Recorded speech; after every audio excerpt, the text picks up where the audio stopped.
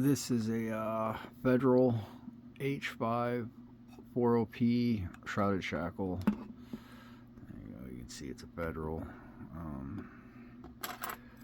That's the bitting on it.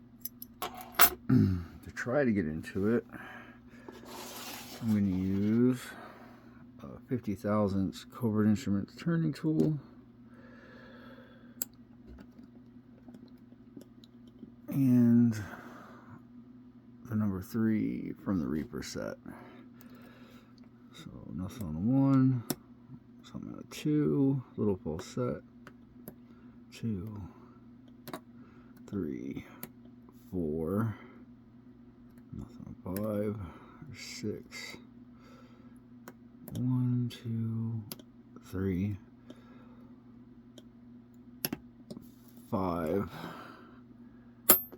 And it's open, but that is the Federal h540p.